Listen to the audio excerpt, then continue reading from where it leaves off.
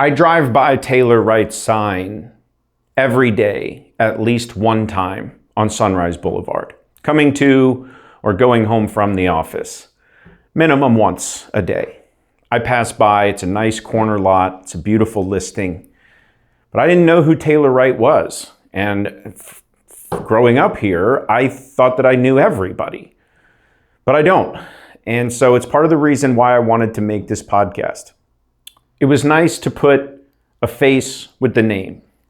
And it's nice to know more about what Taylor and her husband do and about the previous careers that she's had already. But it was great to get to know Taylor. Hopefully you enjoy the episode. If you know someone else in our community that should be highlighted, please leave me a comment. Let me know who we should talk to next. We've got a few guests lined up that I think are going to be exciting. We'll have those out in the coming weeks. Enjoy episode 9. Okay. And I'm not sure if facing each other is better or facing here. So I'm still trying to figure it out. It's okay. When I listen to them, I typically just set the phone down and listen and not watch it. Yeah, so it doesn't matter. Yeah. Because I do listen to podcasts too. So. Awesome. Yeah. All right. Taylor Wright. Citizens of St. Lucie, episode, I think this is episode 8, but I said every time I say the number in one of these interviews, it's wrong, and I have to edit it out anyway. So I've only 8, I can't count very high. I think that you have a lot of story to tell, but we're gonna find out. Okay. So I've said in previous episodes, I don't like to know your whole story before you come in. I got to do a little bit of digging around so I know maybe what questions to ask. But the purpose of this podcast, for anyone who hasn't watched, is strictly just to introduce community to community members.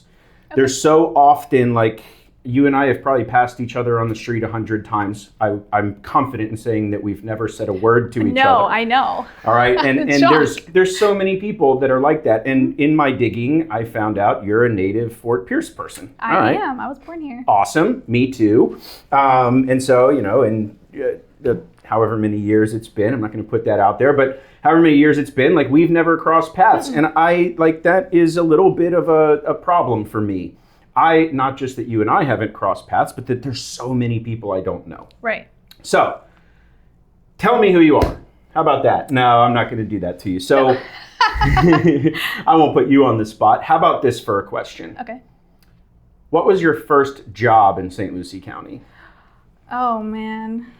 My first real job, I worked at Sonic. Okay. At Jenkins. Was that before they did away with the roller skates and stuff? I roller skated. Let's go. Oh, I fell a lot too. Actually, that's a funny story with my husband. When he first met me, he rolled up in his little jacked up Toyota and with his cousin, and I had 4 of the biggest drinks you could order and 8 cheeseburgers, and as soon as I saw him, I fell and dropped everything. Well, he knocked you off your feet. He sure did. Again, we don't know each other very well. About 5 minutes into knowing each other, yes. Your story didn't surprise me because you fell in the front door. I'm not trying to blow you up and embarrass you, but I did. I took literally a little spill coming in, so maybe you're just clumsy. I am. Okay, all right. Really now we've got it. That is true. Yes. Now we've got it. All right. So, Sonic, first job. Mm-hmm. Hey, any job. Yeah. Is a job. You've had a few of them. Several. As best I can tell. I always say three careers before 30. That's terrible. You've got some experience under your belt. I guess.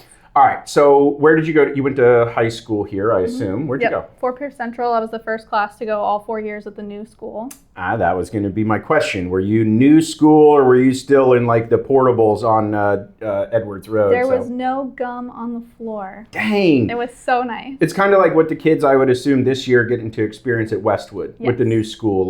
Yes. Man, if you went to Westwood 5 years ago, you're probably super pissed that it's real nice. I could imagine. Yeah, upgraded. Yeah.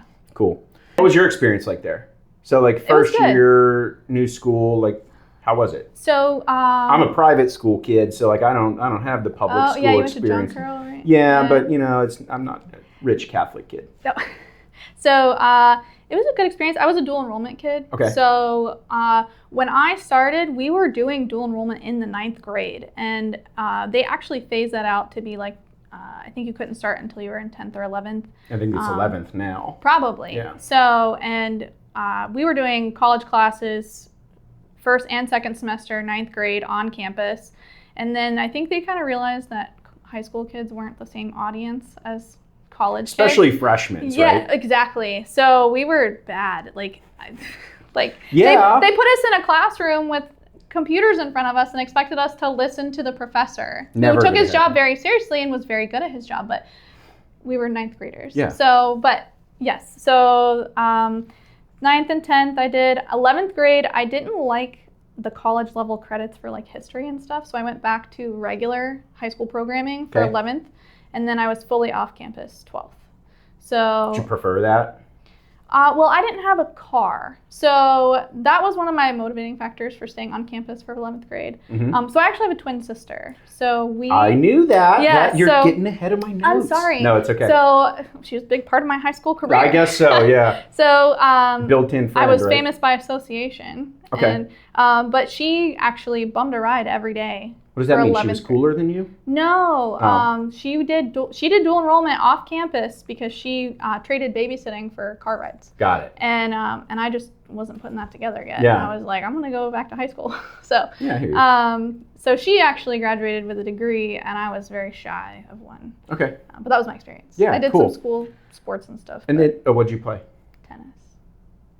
I wasn't very good, but I found out that I was It's the activity. captain when the yearbook came out. Oh, Didn't would know. have been nice to know maybe Yeah. during the season or something, right? Yes. Okay, so you leave Fort Pierce Central. You went to IRSC probably at that point, right? It was IRSC by the time you went.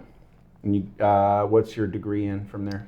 So I got a scholarship through the Young Floridian, and Wait, what's the Young Floridian? That's different than Bright Futures. yes, I got that too. Okay. So I know. Way to rub it in. Overachieved. Sorry. Come on. So Young Floridian. I barely graduated from John Carroll. You're making me look bad. No. So Young Floridian was like a categorized not nationwide, countywide scholarship where you had to like compete in a certain vocation. I guess my sister was doing it for music. I did it for art. Okay. I'm not that artistic now, but anyway, it's supported by a lot of nonprofits, and it was just a 2-year scholarship to IRSC. Cool. So I got that, but the Awesome. limitation was that, or until a degree is achieved, and because I had only so many credits left, I Hey. didn't get to use all 2 years You of shot it. yourself in the foot. I did, but so I used it to pay for EMT school. That I was kind of aware of that, so I knew about where we were headed. Okay. But you also do you have a nursing degree? I do. Okay. So I did EMT school, nursing school, got a degree in nursing, Yeah. and 7 days after getting my nursing degree, I was in the fire academy. Why did you do both? So I always wanted to do fire. Yeah. That was 100% the Like that plan. was the goal. That was the goal. Why'd you do nursing too? Nursing was always like, oh, I'll get that too. Okay. Eventually. A lot of firefighters do both. Yeah, okay. There's several. Does it help you does it help you in that career path? Like if you have that training, does it help you become a medic or like what? It can. Okay. So I used my nursing degree and license to challenge the state medic exam. Mm-hmm. You can also challenge the national because now they only allow you to do the national, but that is what I did. Okay. I had ICU experience, got the job as a firefighter, and then challenged the medic exam. But you have to be a licensed EMT first. So I actually had 3 jobs for a Real long time. competitive trying to get hired. Yes. EMT, right? Not anymore. Okay. But it was. There was like a hiring freeze Oh, it for a took long me time. 2 and years forever. to get Okay. hired, and between. So my husband actually worked for the fire district, and he was there almost 5 years before I was, and it took him a long time to get hired, and he was, the ideal candidate of a Right. fireman, and I'm. Whatever that means. Yeah. So yeah, I mean, there's better than others, Yeah. So. But I'll acknowledge that I'm probably better on the medical side than I am on the fire side. Okay. That's a thing. Yeah, sure. So Everybody has their strengths, right? right, exactly. Okay. So I was working as an EMT at All County. I also worked a waitressing job. So I worked overnights. Where at? Blue Water Beach Grill. Where the heck is that? That was where Oh, yeah. it was on yeah. the jetty. Yeah, by Hurricanes. Yes. It's the I beach, love that place. That was I love the food. I love being there. I love the waitressing. smash burger place now. Yeah. Yeah. And it was taco day before that. Yeah. So I always worked like 2 or 3 jobs. I worked nights 9 to 9 as an EMT. I'd go in 10 to 4, and then I'd do my 5 classes, and then I'd for my nursing, and then I would work as an EMT in between. How long did you do that, the EMT job? Only a few years. Yeah? 2 or 3, 2 maybe. Do you care if I ask why you stopped doing that? Non-emergent transport in general does not pay very well. Okay. Compared to waitressing, nursing, any of those things. I think I know what that means. You're driving people in an ambulance that maybe aren't having a medical emergency. I'm driving people home. Oh. Driving people home, driving them back to nursing homes, or I'm transferring them to long-term care facilities. So like if they were a highly dependent patient that needed to go to a long-term care, they had a trach. Leaving the hospital to go to rehab, stuff like that? That, or it would be a medical specialty that we don't have. Like we don't have a lot of pediatrics. So I was going to Nemours, I was going to St. Mary's, with people that needed medical care but not emergent. They were just transfers. All right. So you're not achieving maybe the level of pay that you want or that you can get elsewhere. It was a stepping stone. I mean, a lot of people use non-emergent transport as a resume tool. Not to say I didn't enjoy my time there, but it was not the goal. Sure. Some people have worked there for 20, 30 years. Yeah. But if you're shooting for hire, that's like, hey, nothing wrong with using that as your springboard. What did you do next? I was waitressing. I got my nursing degree.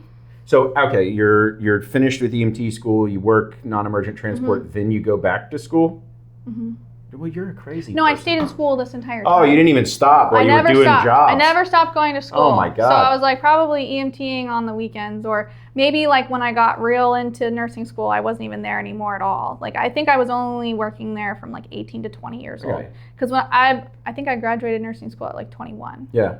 So, yeah. All right, so with your nursing degree, you leave non-emergent transport. Where do you go from there? St. Lucie Medical. Okay. I started in the ICU. I was very young to be in the ICU. You see some things. You see a lot. Yeah. Very young. I can imagine. But at that age, I do think that I was more focused on doing things right, like the medication on time.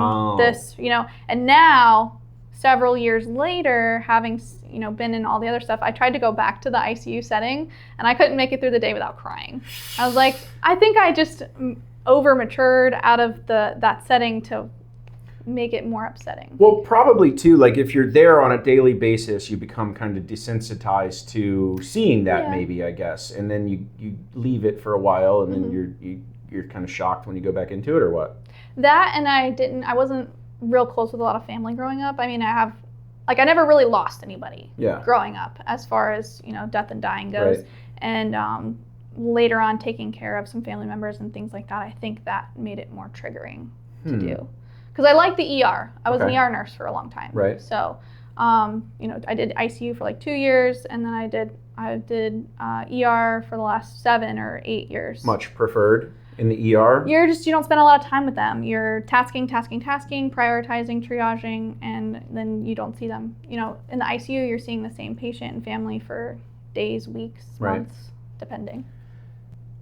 Answer this question as much or as little as you want. Okay. Healthcare has become a major business. It is. Whatever you think about that is what you think about it. Is it challenging as a nurse to combat the corporate side of healthcare that I have to imagine exists of we got to squeeze profit out of each and every interaction, and the why we really become a nurse is to take care of people's side?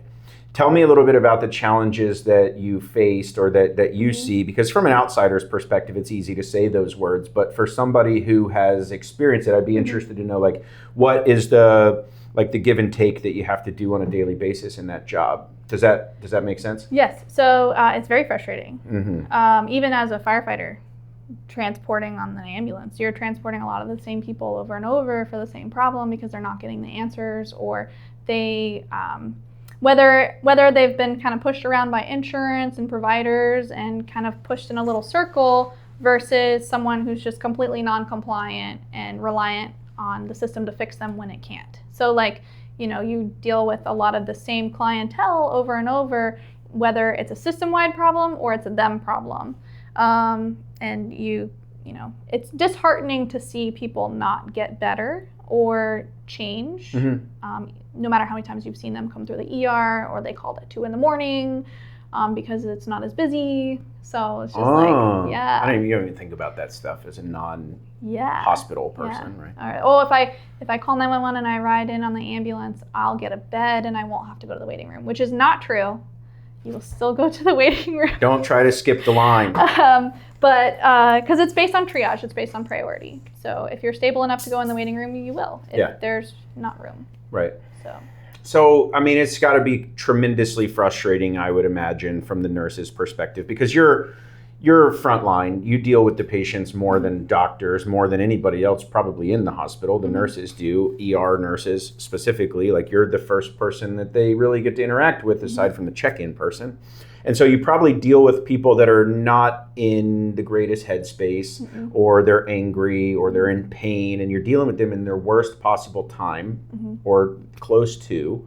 How do you keep your cool in that situation? I guess maybe you go back to some EMT training, or it's just a personality thing, but I would panic. Like, I would lose it. I don't, pressure, like that's... It depends. Like, the resources are... It just depends on the day, the shift, the staffing. I've worked for a major corporation for a very long time, and it is a business. They are customers, patients are, it's just, that's the direction that healthcare has been pushed in. And it's not, but also the same people who fight it every day want the hotel experience too, added to that effect. So, do you mean the patients? Yeah. Okay. Yeah. So if they're, any minor inconvenience, it just depends. Yeah. Like, they're not everyone is like that. Sure. When you work in a hospital where there's, shootings and traumas coming in, a lot of times patients will see that and they will recognize that. And not to belittle anyone else's emergency ever, it just can be inundating when, they're like, I asked for a blanket 3 times, and they're like, well, we've been in this room for a really long time for a reason. Yeah. So trying to keep somebody alive. I'm so literally. sorry. Yes, I'm so sorry. And it's just little tiny things that add up over time, or just perception. I would say perception of healthcare employees has drastically changed in the last few years after 2020. Yeah. So tell me about that experience. What do you mean by that? The pandemic. Yeah. I mean, like, a customer experience. So, like, what changed? And that's an easy question, but also a hard question. But, like, what would, aside from just saying the pandemic changed people's viewpoints, but, like, how in your interactions with them did you notice a difference, maybe? With patients? Yeah. Well, it's not that you need to be your own advocate 100% all the time as a patient. But when you want to deny, like, a specific care plan, or, I'm not saying don't question your doctors, because yes, question your doctors. It's always, you want to be as knowledgeable as possible in your own healthcare. And some people have, taken it to be, they are dead set on a certain way, and the ER is only so limited to what they can, they make sure you're not dying, and then they send you back home. It's for emergencies, they can't diagnose everything, and it sucks for doctors because insurance won't accept an admission on a certain basis. So, like, you have to, it's like a protocol. Right. I think of, like, doctors operating under protocols like paramedics do. There's a national guideline for everything in healthcare, and they are, checking the boxes. And if you don't meet the criteria, the insurance won't allow it, or it doesn't meet the criteria for admission. And now you can go back and advocate for an admission. And a lot of times, some people do find out what's going on, but they're also a lot of times coming to the hospital setting without, like, a primary care setting as well. They haven't. They're using the emergency room maybe as their primary doctor. I feel like a lot of times that does happen a lot. Yeah. Yes. Yeah, it's got to be really frustrating, and not the intended purpose for an emergency. And it's not room. Always the patient's fault. Sure. It's systemic. Well, sometimes it's really hard to get an appointment with your primary care doctor. It can be months, and you're like, well, I'm not waiting months. And it's totally understandable. Right. It's just the way that it has the chips have fallen. Yeah. Yes. It sucks. All right.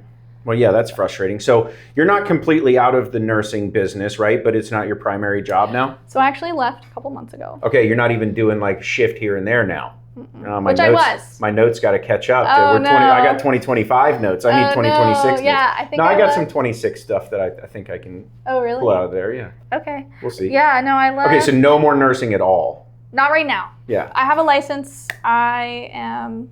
You're not ruling it out? No, I really like, speaking of primary care and things like that, I don't want to go back to be a nurse practitioner. That's something that I know that I do not want to do. But all the responsibilities of the doctor without getting paid like it, or what? Like, I don't know. I don't know. Like, I don't know much about this world. So again, I'm just making some assumptions. No. There's a way to run a business without needing a license. Sure. And it's not to say, so there's a lot of things in functional medicine, mobile, concierge. I think we have a market coming to us for that concierge level of service. So in the episode that comes out today with Crystal Barker King, we talk about direct primary care.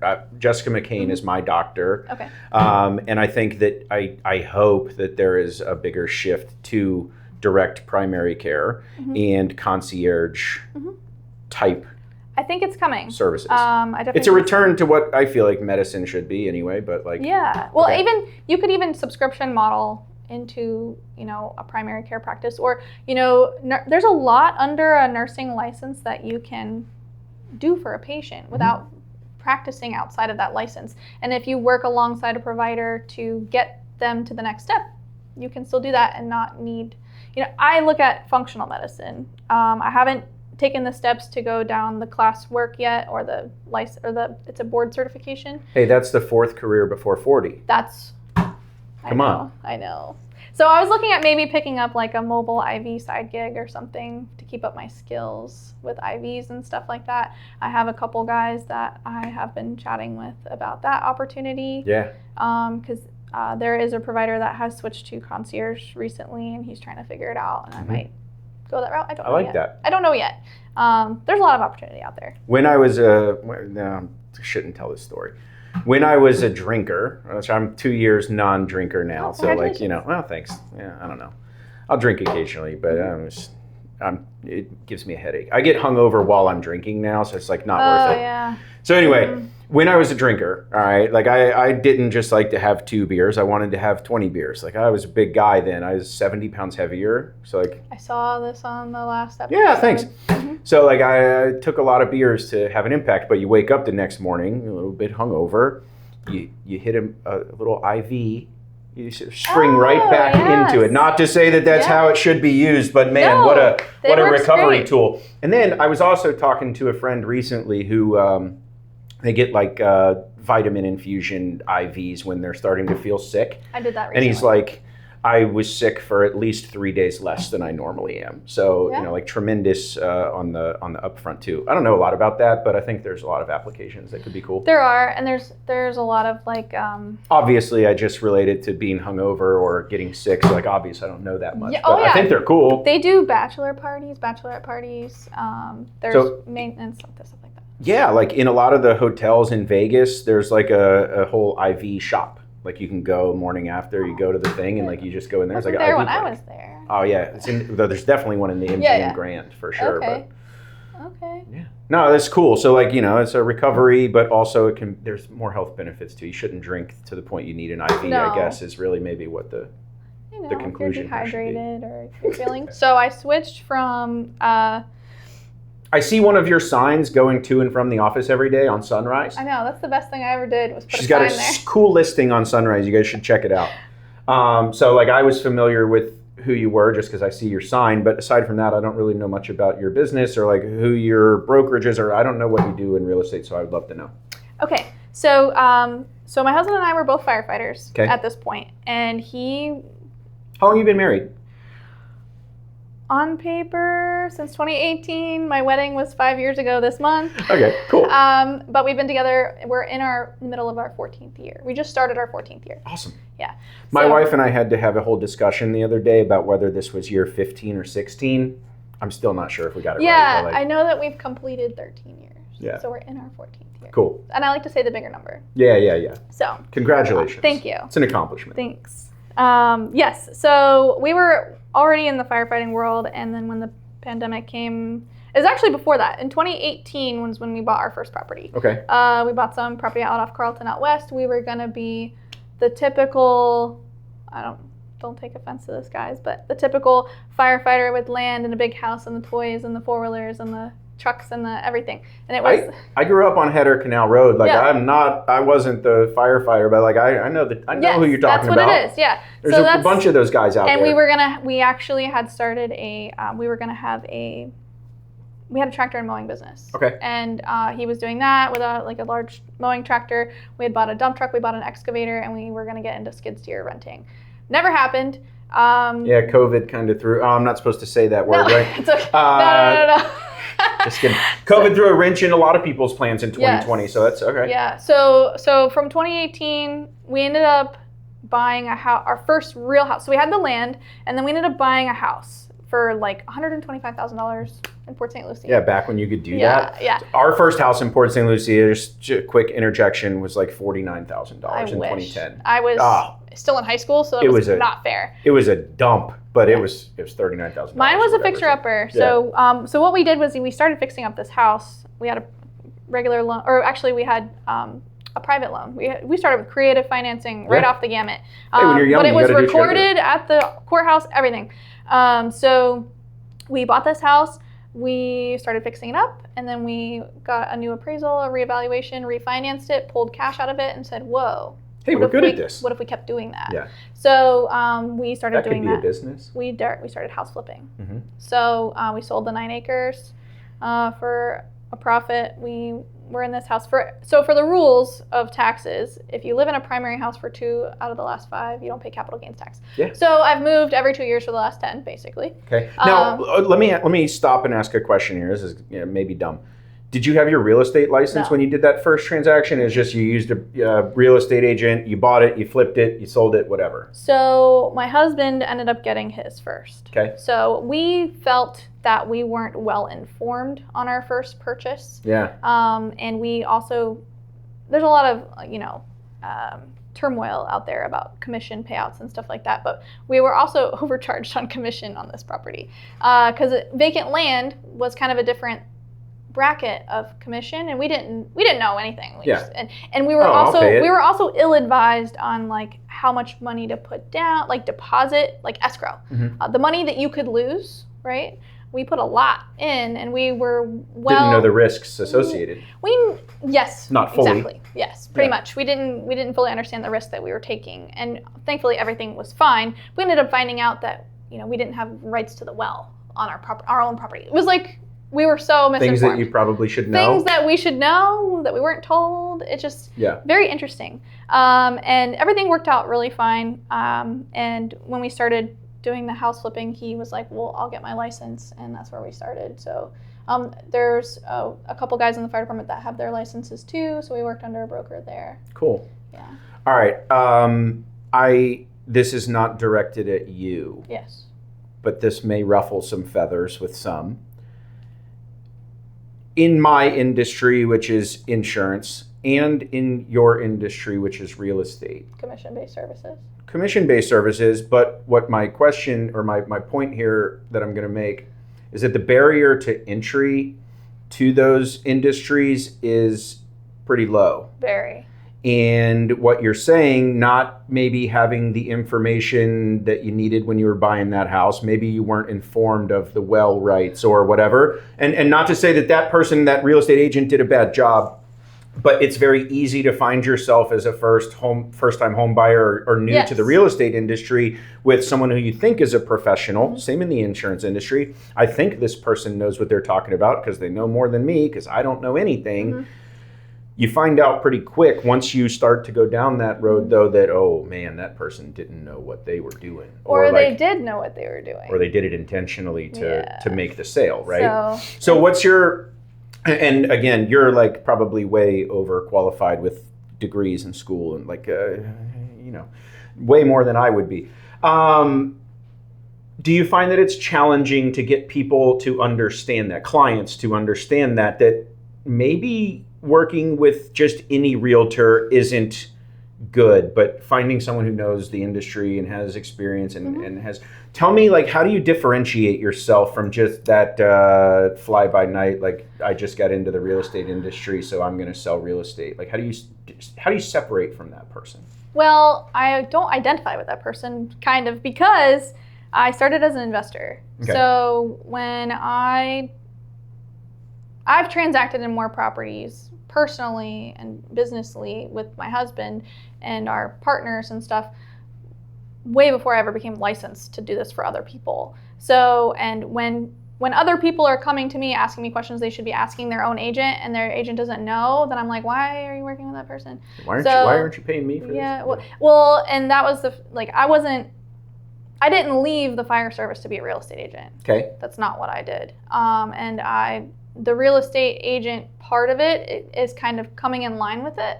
But I'm a full-time investor who runs all the bookkeeping and management of all of our properties. Okay. So, and then now I've actually gotten a little bit of a client base, and it's very eye-opening that I should have started this sooner, because, it can be a really good, career. Yeah. But and you don't have to see all the crazy stuff at the ICU and like traumatize your brain and all that. I don't know. Or on the side of 95.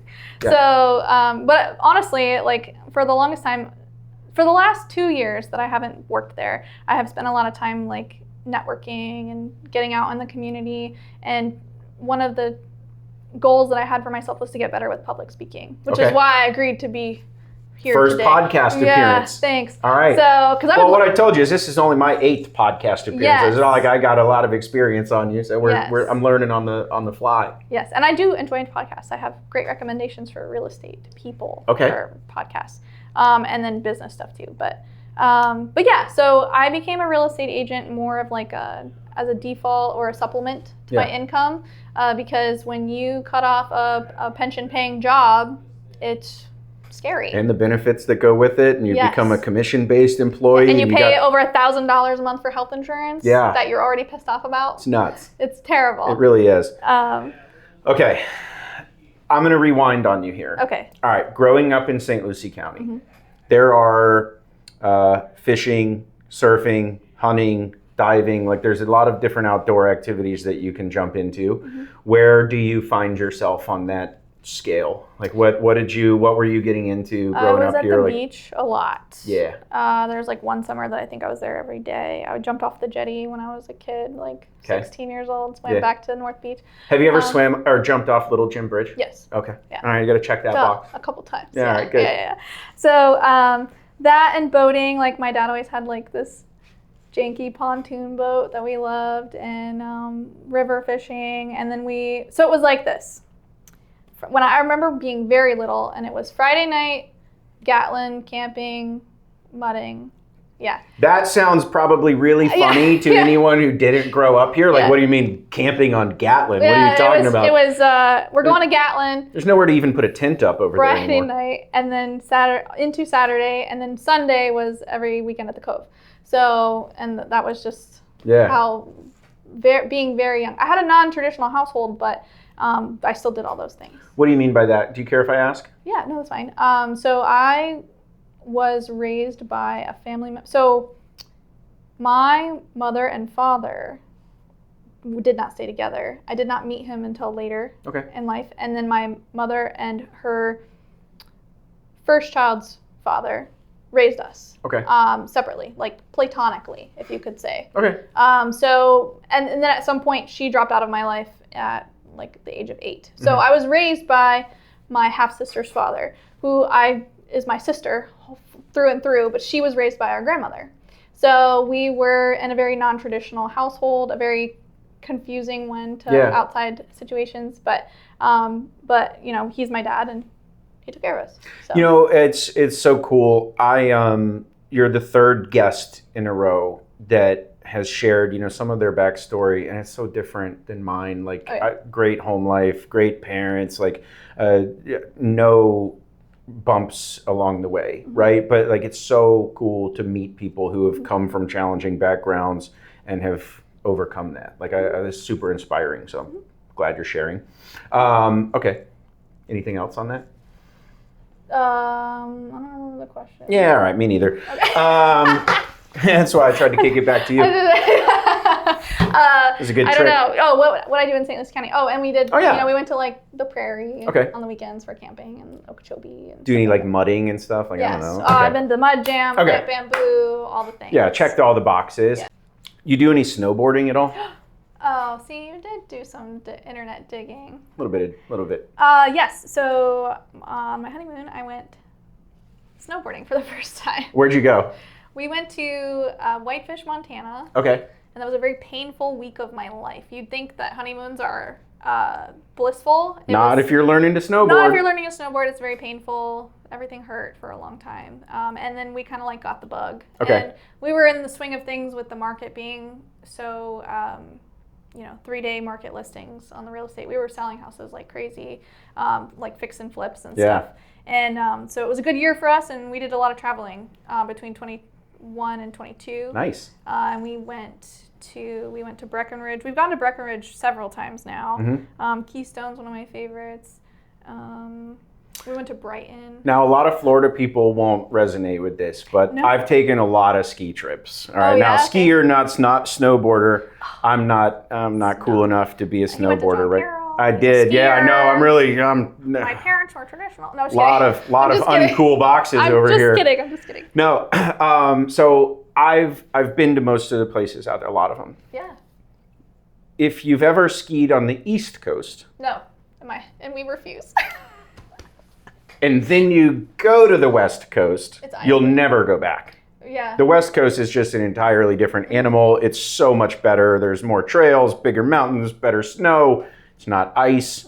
It's just a totally different ball game. So like I got spoiled as a kid. My grandparents would take us to, Colorado, Utah. We went, most of the places out there and got to check them out. And then, in my teenage years, now I guess early 20 years, a couple of my group of friends wanted to go to Beach Mountain, North Carolina, ski trip. Yeah. I got a buddy that goes there like every year. So I was like, I'm a skiing master. I'll go with you guys. It was the worst. It was awful. It was just like straight ice, fake snow, Yes. 3 trails. Like it was terrible. Gosh, yeah, it's totally different. It's my only East Coast skiing experience. I'm a West Coast skier. I want to try. This is a firm stance. West Coast skiing is just better. I don't think anyone could argue that. No, but I do want to convince him to go to like North Vermont, like Mount Snow. That's fair. I've never experienced that. Yes. So I mean, maybe that's a different experience. That's going to be, I think, the only place I can get him on the East Coast. Yeah, I guess that's probably But I true. want to try it. Something different. And I've been there, but in the summer. Okay. Not to ski. Yeah, I was running Or snowboard, I guess. running a Tough Mudder, the flat earther here. So you're a runner too? No, not anymore. Not okay. anymore. But I have done 4 of those, but that was a long, long time ago. No action sports for you these days? Mm-mm. No. No. All right. Started going to the gym, but it's more to help my schedule. Yeah. Give you like a little bit of a. Morning. Okay. That sounds terrible. I don't want to be productive in the morning. I hate mornings. Me too. It's terrible. Yeah. But my sister and I have been going at like 5:30, 6 o'clock. That's cool. What does she do? She's a sheriff, deputy. That's scary. She's a sergeant. Okay. She is a school resource deputy over like 11 schools in the southwest corner Awesome. of the county. So she's been there like 10 or 12 Well, thanks, Taylor's sister. Tanya. Yeah. And my other sister is a dental assistant. Oh, you have an. Oh, yeah. Okay. All right. So that's 2 siblings. That's it. I have No a other, brother like- that I met once. Yeah. Okay. So, but he lives in like Kansas or something. Interesting. He's an interesting guy. Okay. Yeah. He's Yeah. on my father's side. Yeah.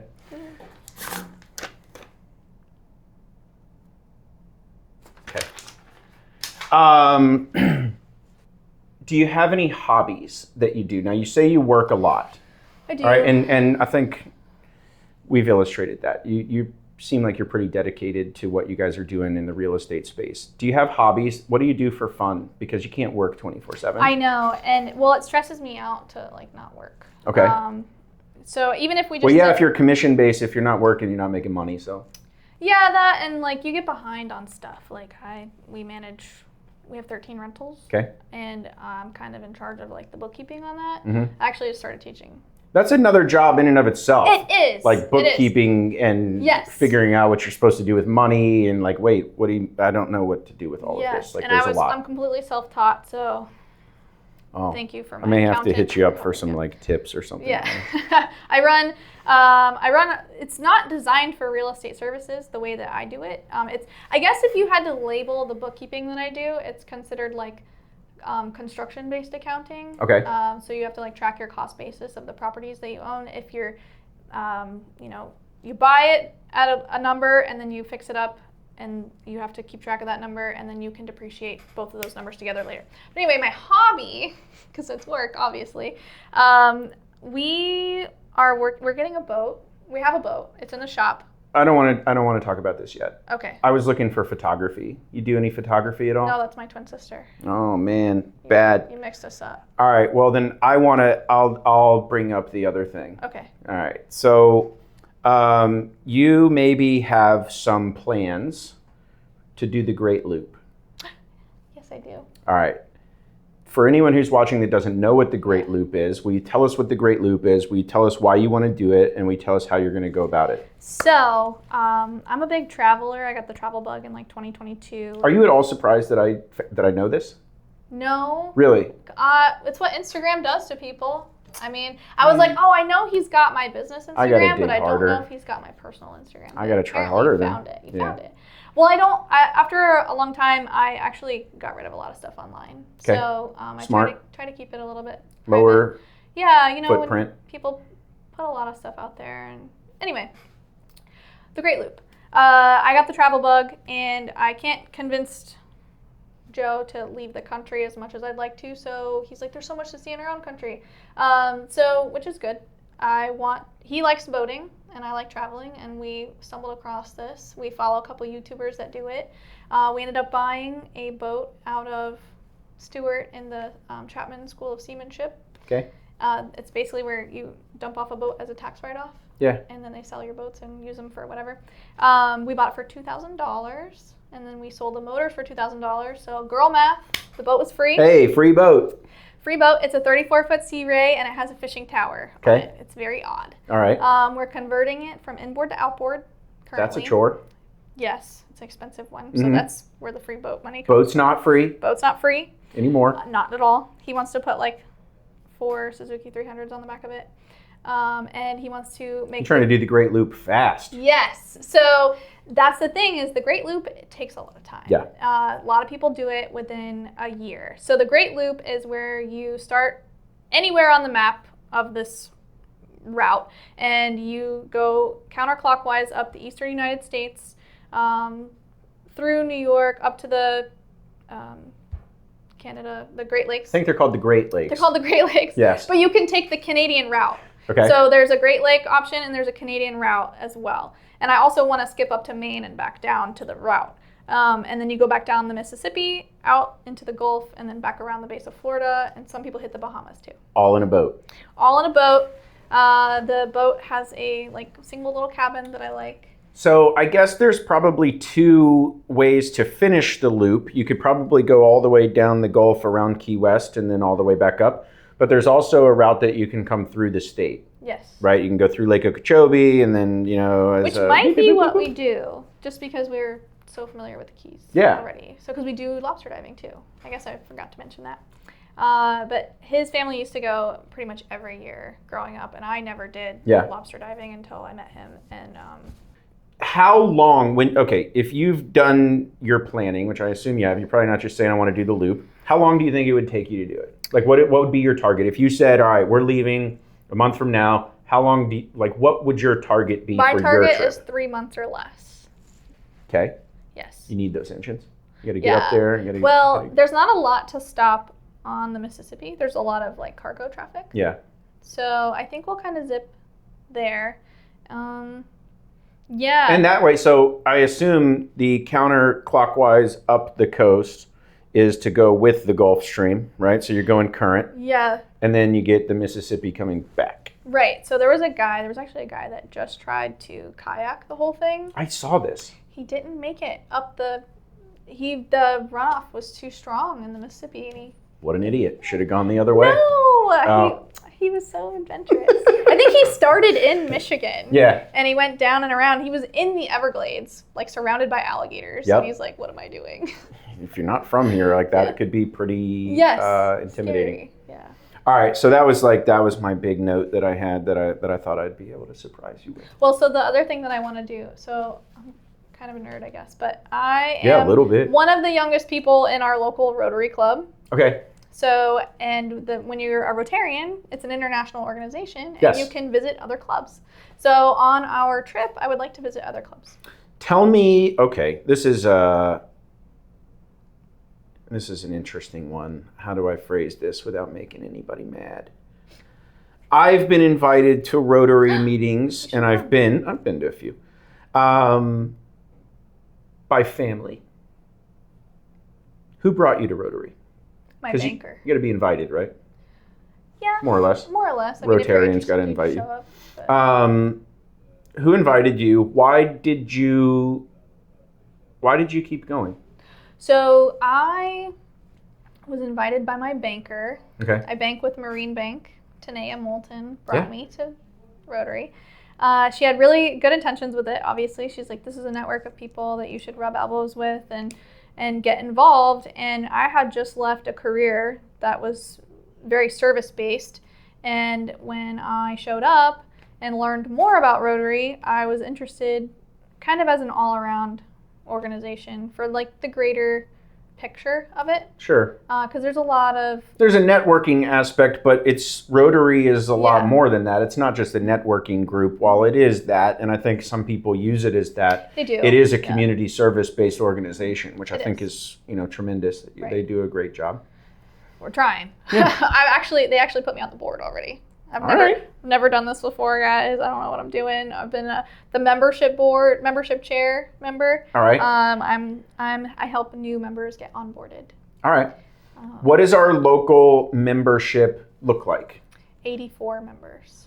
Oh, I thought you were going to say they're all 84 years old. Pretty much. No, it's getting younger. I'm taking shots. No, the youngest guy, I think he's 26 or 27. I believe he's my cousin.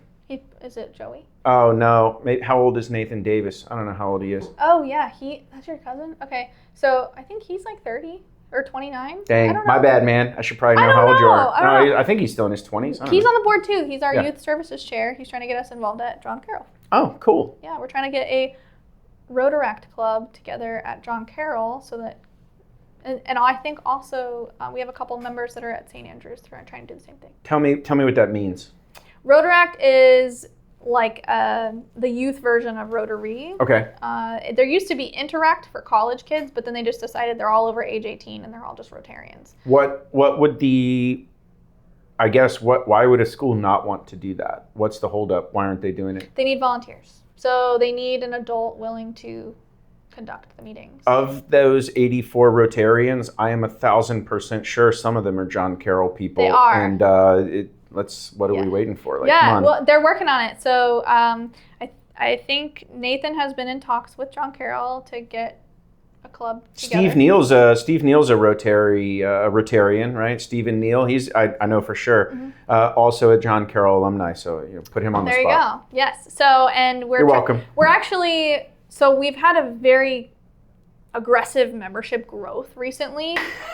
I mean, they have lessened the restrictions, I guess. So they want, I think on a larger club over 50 members, the guideline is like 5 of each vocation. As a non-Rotarian, I don't care what anybody thinks about me. It's always been to me kind of like the old boys at Fort Pierce Club. I think going to a couple meetings recently, it's definitely not that anymore. But I think for a long time it was. Look, my granddad, I think at some point was a Rotary president. I think my uncle was too. But for a long time, I think it was like the good old boys from Fort Pierce are in the Rotary Club, and it's not so much that anymore. No. So I think it would be worth noting that if you have some older preconceived or other notions about what Rotary is here, that it's not the same as it used to be. And I didn't know what Rotary was. Most people don't until I was invited to it. They just know that they built the playground, right? Yes. The Rotary playground. And that was my favorite place. as a kid. That was our favorite playground. Yeah, They it was awesome. sponsored the Young Floridian Scholarship. They built my favorite playground. So when I showed up and found out all this information, I was like, I feel like I was supposed to be here. Yeah, my name was on one of those like planks. Like my grandparents, like they did the sponsorship and put like all the grandkids' names on the little planks. I always thought it was so cool. I could go to the playground and see my. What do you mean? My name is here? That is cool. This is my playground. I think it's cool. Yeah. It was one of our favorite places. So to see like 20 years later, all of it kind of come together, I was like, okay, maybe this is for me. And I think it's also really cool. There's some, the Rotary Club has planted some oak trees there at the Rotary Park for like former Rotarian members, one of which is my granddad's tree. So I think they're even more special. But no, I think it's really cool. Like the oak trees that you see there, rewind 20 years, that was just an open field next to Lawnwood Elementary. There's some beautiful oak trees in there now that you guys have put next to the park. And it's like, man, that's cool. Yeah, they'll be planting one this year, unfortunately, but yeah. Whose tree is this year? Lenny. Yeah. Yep. For what is it? Arbor Day, National Arbor Day, because there's a Florida. I found out there's a Florida Arbor Day and there's a National Arbor Day. Oh, there's two different ones. And when it came, I was like, oh, we need to plant a tree, and they were like, no, the next one. What? So obviously, like I said, I think a lot of people look at Rotary as a networking opportunity, but again, community service is like the big thing. Tell me why are you involved?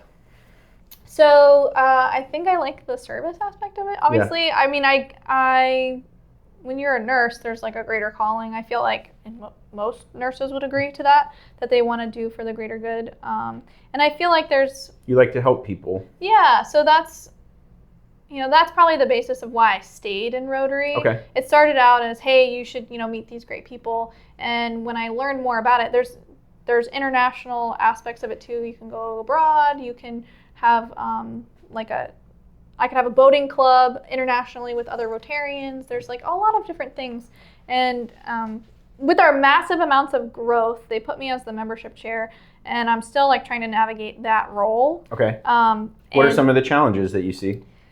So I think a lot of it with the lack of growth before could have just been like a lack of communication between people wanting to apply but not knowing how, or how to get in, or what they needed to do, or even just how much money it costs to join a Rotary. Like, people need to know those things. Or if you don't even know what Rotary does, why would you explore what membership looks like, or what it does? Being a member, you pay for an international due, and then you come to lunch at a Pelican Yacht Club every Thursday, and it's for a pretty decent price. And a pretty good lunch. Like, when you break no it down, complaints. The food is good. The cookies are really good. Yeah. And they said that the food has drastically, since the earlier times of Rotary, is so much better. Yeah. It's awesome. Yeah. I've always enjoyed it. I've only missed a handful of meetings myself, but. You involved with any other community organizations, or is it Rotary your primary, like, only one?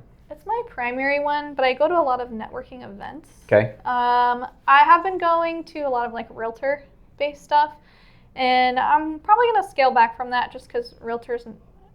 I'm an investor. I own properties, and I need renters, and I need people to buy things sometimes. So it's not a waste of time to hang out with realtors. That's a different business than just being a real estate agent. Like, it's just totally different. If realtors hang out with realtors only in a networking environment, like, you're kind of hanging out with your competition. I mean, are you going to refer somebody to somebody at that meeting? Like, well, why don't I just do it? And I've gotten referrals Sure. from the meeting, and mostly for like rental reasons. Yeah. So, and that's awesome.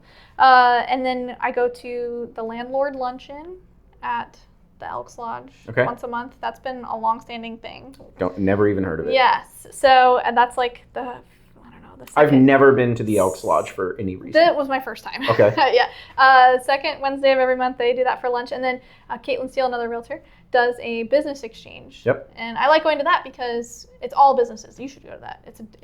You should go. I know Caitlin. Oh, yeah, okay. for sure. Yeah. I'm sure that she'll want me to come now that she sees you're here inviting me. Now I won't be able to make an excuse to get out of it because I haven't thought of one. Yeah, now I've told you. So, you put me on the spot. I'll edit this out. I'm also a member. Just kidding.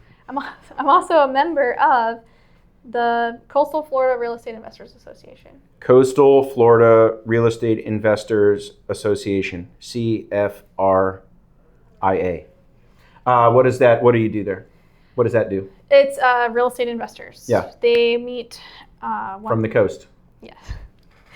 So the guy that runs it is from Mare Island, actually, Okay. but he liked down here better, I guess, and he runs it down here.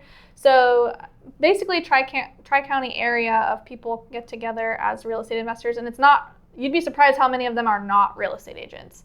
So Yeah. There's a lot of landlords. There's house flippers of various kinds, because there's different kinds of house flippers. There's also a lot of people who just like, I'm going to buy 5, 6, 7, 8 rentals through my working years, and that's going to be my retirement plan. Right. So and yeah, there's all kinds of kinds going through there as investors. And I've actually also announced today on Facebook. Breaking news. I'll be having a real estate based meetup here at Sailfish once a month as well. Okay. So I've talked with those guys over there, but if you send me like a thing or whatever, I'll just edit it over our faces right now and throw it up here. It's called, so my family laughs at me. It's called Rentals and Rehabs. You might draw the wrong crowd. I know. You should have consulted a marketing person or something. I know. I'm just kidding. Well, so not rehabs. So I said rehab, but they've termed it rehabs, and I think I'll just stick with it. So. Yeah, all right. But so I was. What's your goal with that? I'm not really sure. Like, it's always networking with other investors. I have been looking to be the small fish in a pond for a while, and if you come across anyone that's done one deal under their belt, they're already a medium fish, if that makes sense. So I have been searching all these networking events, looking for, like, not necessarily a mentor, but somebody with more skin in the game. And they're few and far between. Like, there's a lot of people that have done exactly what I've done, but there's not a lot of people that have done more than what I've done, kind of thing, or they're not hanging out there. So, yeah. But networking in the sense of investor relationships, if someone's sitting on a portfolio and they decide they want to get rid of it, I want to be the first to know. I like it. So, and then I can decide if it's something that would work for me. Is this something for me? Do I want to pass this opportunity down the road? Is there a better person that I can match them with? I get it. And it could be looked at from a realtor standpoint too, but it's funny because I tell people all the time, if it was a good enough deal, I would buy it before you would. I wouldn't tell you to buy it. I have some real estate friends, and when they bring me deals like that, they're like, "Oh, what do you think about this deal?" I don't know. Why aren't you doing it? Yes. That's like my first response is like, why? Okay, I appreciate you thinking about me, but if it was a good deal, wouldn't you be buying it? So do you own any real estate? Yes. What do you got? I got a little bit. So I don't know anything about you. You're interviewing me, but I would like to know more. Oh yeah, let's flip the script. What do you got for rentals? I don't. I'm not, like, real estate isn't my world. Yeah. I own the home that I live in. Like, we've done a couple of owner financing deals of like houses that we've sold. Right. So we like hold the mortgage. Oh.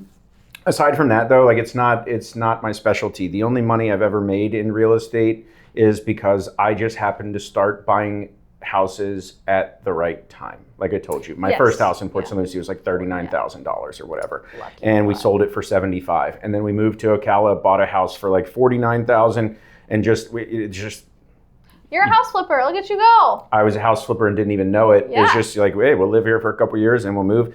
And then we're in Ocala. I don't know.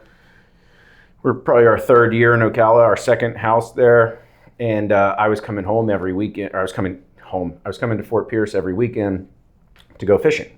There's nowhere to fish in Ocala, not that's worth a shit. Mm-hmm. And so I was coming home. I would leave on Friday, be here until late Sunday, drive back, get back Sunday night at midnight, go to work. And my wife was finally like, say you're still married? Yeah. She was finally like, what, why are we living here? Yeah. You're only here because you're doing this and you can do this there. Like, what are we doing? So my experiment of living out of St. Lucie County was cut pretty short because I was not interested in living anywhere else. And I was here all the time. So, I made my way back here, and, 2016, 2018, we bought our house. I felt like there's no way this house is worth this much. Yeah, little shows what I know about real estate. So doubled in value. Yep. Yeah, it's only doubled in value since then, and I refinanced and got a 2.2% mortgage. So like you can never sell. Yeah, I'm stuck there. So now I'm not flipping nothing. I might be. So I tell people all the time not to sell. Yeah. Like they call me, they're like, hey, I want to get a different house. I bought this house. I have this rate. And they're like, yeah. And people would be like, all right, let's do it. Let's list your house right now and let's sell it. And let's go get you the house you want. And I'm looking at all the numbers and I'm like, why are you trying to sell? Oh, it's too big. My wife doesn't want to clean it, blah, blah, blah. I'm like, hire a cleaner. Right. Keep this house. You'll save money by spending money. Yes. So like, I have that conversation more than not. And a lot of it too, a lot of people that bought in 2023 don't have a lot of equity right now. Yeah. And if, life happens, death happens, divorces happen, there's just a lot of turmoil from who bought in 2023 that wants to sell right now. They're not making money. They can't cover the cost of selling. I'm the one that will move numbers around to make the deal work for you and me, but because that's something that we were looking at too, is getting into some flat fee stuff and just to help people out, Yeah, I have some questions, and I had kind of planned to ask them of you because you're a real estate person and you're here. Mm-hmm. I don't understand the whole commission thing with real estate. So, in my real estate transactions, it was always like we're either paying a 5 or 6% commission, half to the buyer's agent, half to the seller's agent.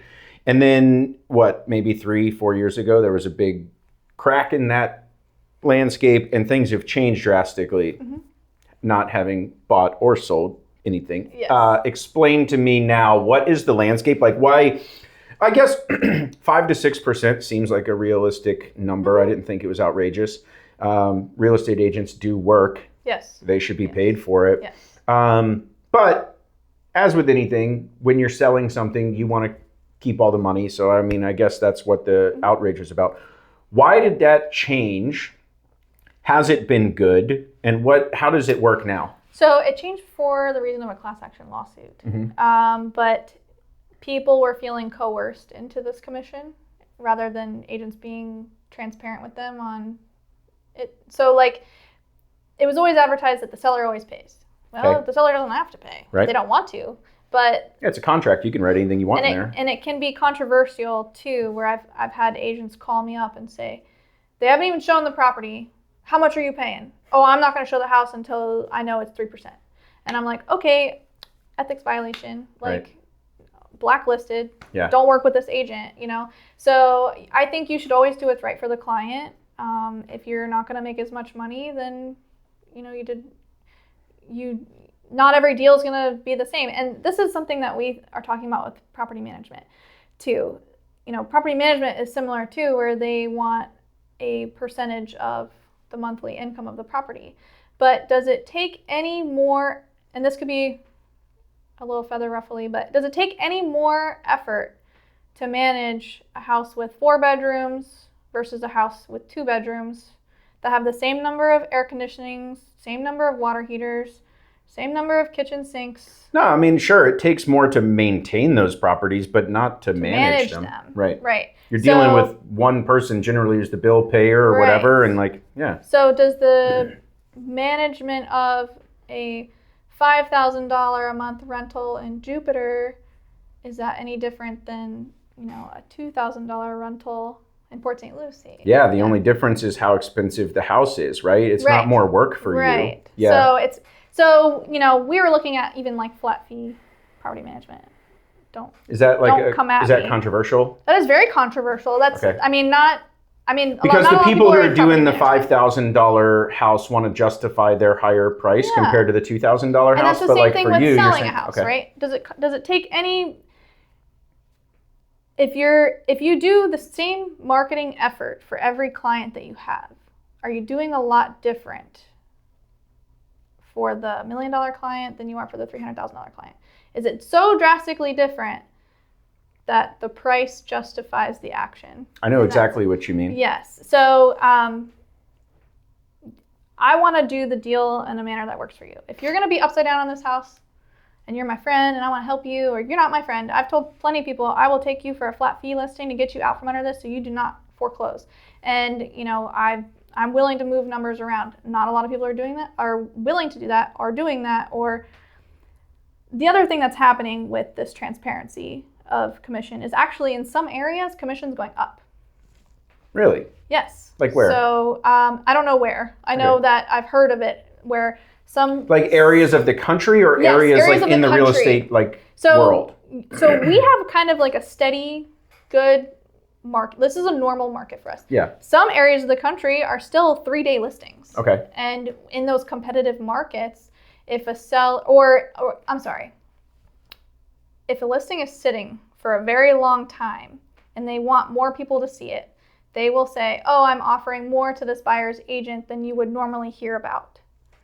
So it depends on the market. I feel like that dictates the commission. Why is the flat rate thing so controversial? I'll take a stab at it. You tell me if I'm right.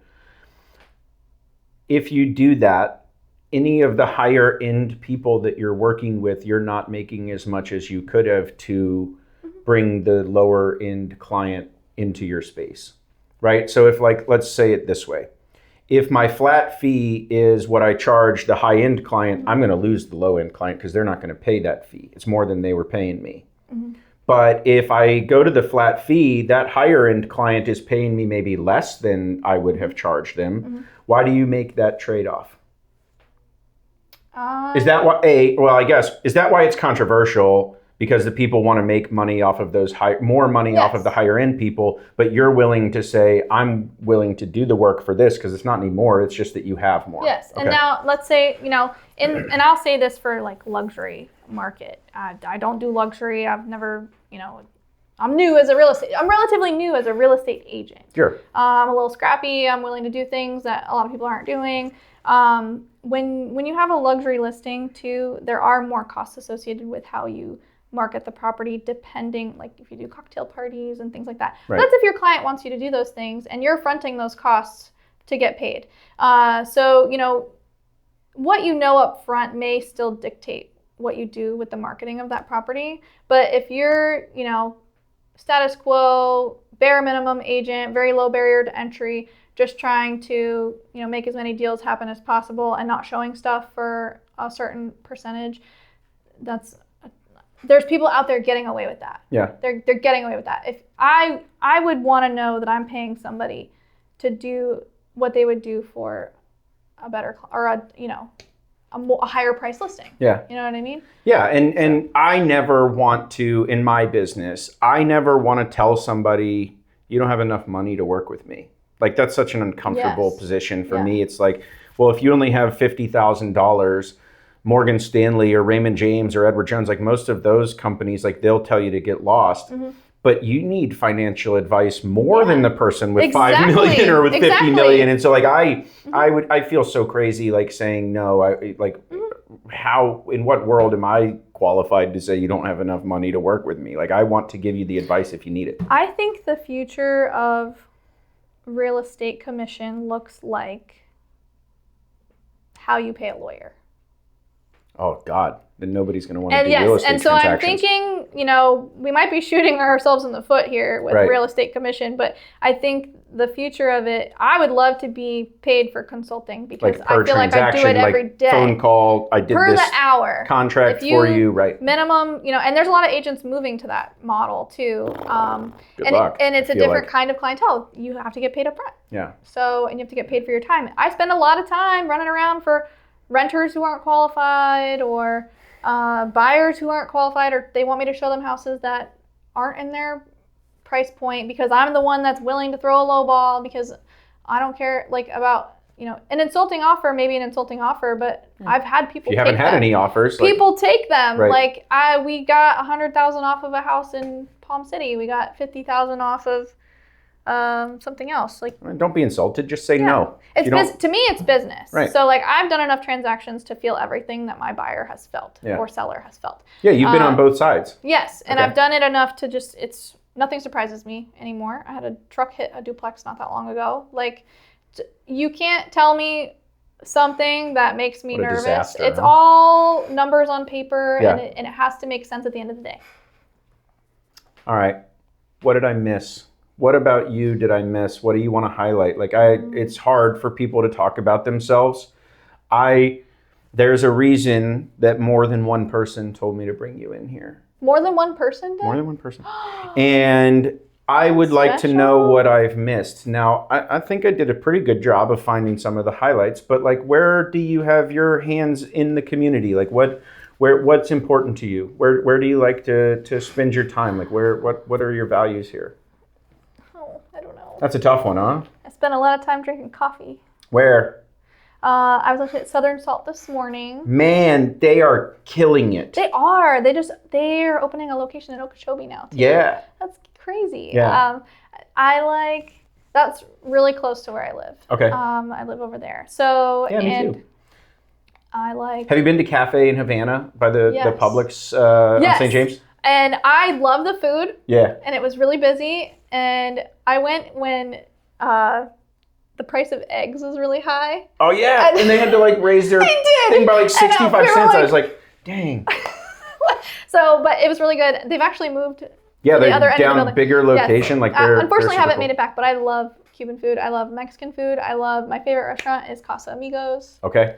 I go there a lot. We go to Dale's for lunch pretty frequently. You're a Dale's, not a Moonswiners. Yes. It's one or the other. Like people Yeah. don't cross over, and I don't have any judgment. Like I'm a used to Moonswiners be- guy, but I used to be in that building every day in high school, like 3 days a week. Mhm.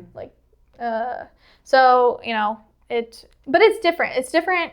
It's definitely changed. I feel like Oh, yeah. Dale's is like the way Dale's, old school. the old school Dale's. Now they've remixed it at Moonswiners, maybe. Like I it's a haven't little been bit of a there different in flair. a really long time, Yeah, to be it's- honest. It's still pretty it's much good. the same. But I mean, yeah, it's good. Well, so they cook the beef differently, I think. do you? I get pork, so I don't know. Right. So maybe that's my problem. I don't know. But I've maybe. had them at catered events and stuff like that. So. All right, here's a question I haven't asked anyone else yet. So here's one for you. Okay. Who's somebody in our community that maybe flies under the radar that you know this person makes a tremendous impact, but they don't get near the credit that they deserve? And as someone in Rotary, like I'm sure that you're familiar with a lot of business owners, a lot of people who are involved in the community. Mm-hmm. Is there anybody that you know of that you say, look, this person, they don't get the credit they deserve, but man, what a community member? I'll put you on the Tanea. spot. Tanea Moulton. Yeah? Yeah. She is in Rotary, but like she brings a guest every week. I only know her because of the couple of times I went to Rotary, like she's got a guest, she stands up, introduces them, whatever. Mm-hmm. So like, as soon as you said it, like I know who you're talking about. Yes, and it's crazy because, with the spelling of her name, no one ever says her name right. And Tanya, or like whatever, That's like right? my sister's Tanya, Yeah. and people have called her Tanya her whole life, and Yeah. she's like, Tanya Tucker, and so, or the sunshine will Tanya, Mhm. like that's her thing. So, but Tanea, Okay. I would have to say she doesn't get enough credit. Like she is a huge community force, and Yeah. she's trying to get like Fridays in the Fort going on social media, and she's always highlighting other businesses. She's a business banker, so that's her business. Yeah, I guess But, so, right? But I feel like she's very genuine in Yeah. what she does. Yeah, I can, like just limited watching her from a couple of Rotary meetings I went to. I feel you. I dig Yeah. it. What did I miss? Is there anything else you want to put out there? Like, what are you working on? Anything that we didn't talk about yet? I don't know. I got that new rentals thing going on, the new meetup, and then Yeah, your new rehab facility. listen. I was paying attention. It could be. I got a nursing license. Yeah, right. Just get a doctor to sign up with Yeah, me. you're qualified. You could drive them in that's the thing. in the emergency vehicle to the meeting and then to the rehab facility. No, that's not what. Oh, I guess I should have been paying attention more could've done when you were that. telling me. No, I'm just Terrible.